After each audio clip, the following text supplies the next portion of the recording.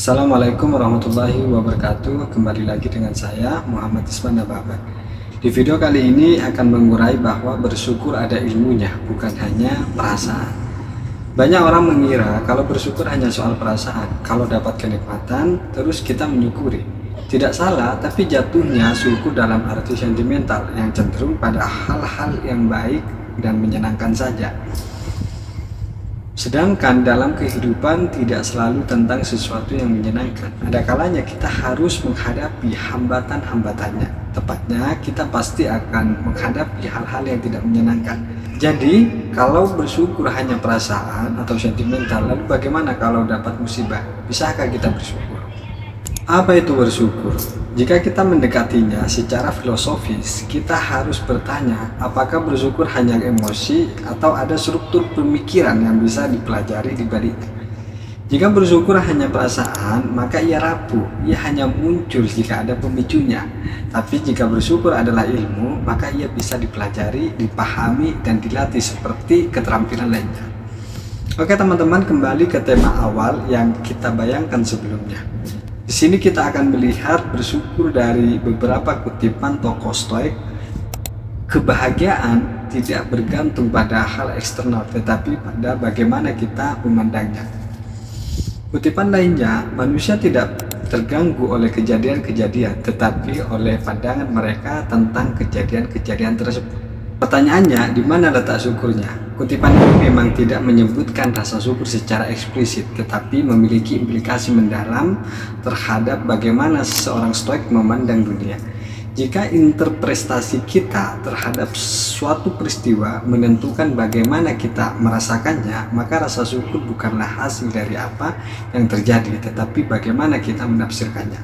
Para Stoik tidak berbicara tentang syukur dalam arti sentimental. Aku bersyukur karena aku diberi banyak rezeki, akan tetapi dalam arti rasional, yaitu aku menerima dan memahami bahwa apapun yang terjadi adalah bagian dari tatanan alam.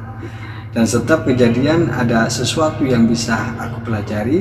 Jadi dalam Stoikisme, bersyukur adalah hasil dari latihan intelektual yang bertujuan untuk mencapai kondisi ketenangan batin tanpa gangguan emosi negatif.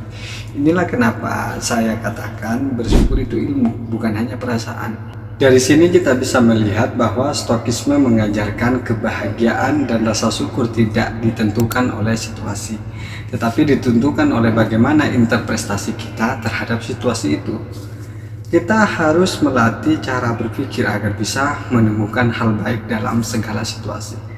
Sebagaimana kutipan dari Seneca, hal yang kita anggap sebagai musibah seringkali justru menjadi anugerah yang membentuk kita. Dan kutipan lain dari salah satu kaisar Romawi paling dihormati dan juga seorang filsuf Stoik, jangan berharap segala sesuatu terjadi seperti yang kamu inginkan, tetapi terimalah segala sesuatu sebagaimana adanya, dan kamu akan menemukan ketenangan. Marcus Aurelius. Sengaja saya ambil kutipan ini untuk membedakan Stoikisme dengan fatalisme dalam meneliti dan merespon kehidupan. Karena saya mendapati penjelasan kutipan tersebut dari seseorang bahwa Stoikisme itu jatuhnya pada fatalisme, padahal tidak begitu. Sederhananya,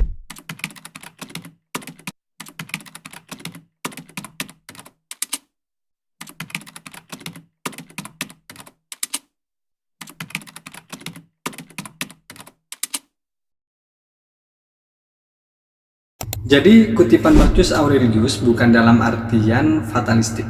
Kita tidak punya kendali apa-apa, terima saja semuanya tanpa usaha. Tidak ya teman-teman.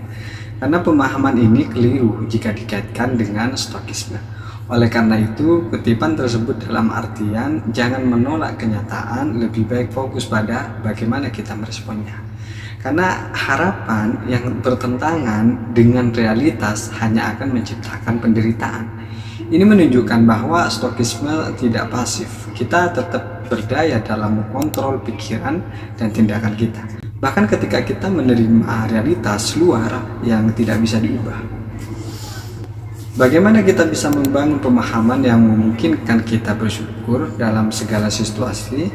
Apa prinsip rasional yang mendukung rasa syukur sebagai kebajikan, bukan sebagai emosi? Jawabannya terletak dalam konsep dikotomi kendali yang diajarkan oleh Epictetus. Apa itu dikotomi kendali? Dikotomi kendali adalah konsep utama dalam Stokisme yang diperkenalkan oleh Epictetus. Konsep ini membagi segala sesuatu di dunia menjadi dua kategori utama. Yang pertama berada dalam kendali kita, dan yang kedua berada di luar kendali kita. Sederhananya, di antaranya cara rasional untuk melatih rasa syukur dengan cara ini. Yang pertama, identifikasi hal yang tidak bisa kita kendali. Misalnya nasib buruk, kehilangan, perlakuan orang lain. Dan yang kedua, tanyakan diri sendiri, apa yang bisa saya kendalikan dalam situasi ini? Dan yang ketiga, alihkan fokus ke hal yang bisa dikendalikan. Lalu bangun interpretasi kita yang memungkinkan kita bersyukur.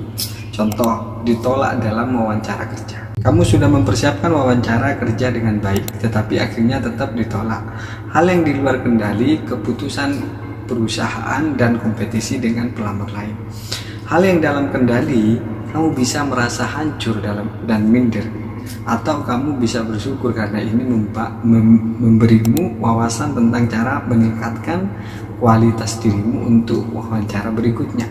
Kita mengambil pelajaran setiap kegagalan adalah guru yang lebih baik daripada kesuksesan instan.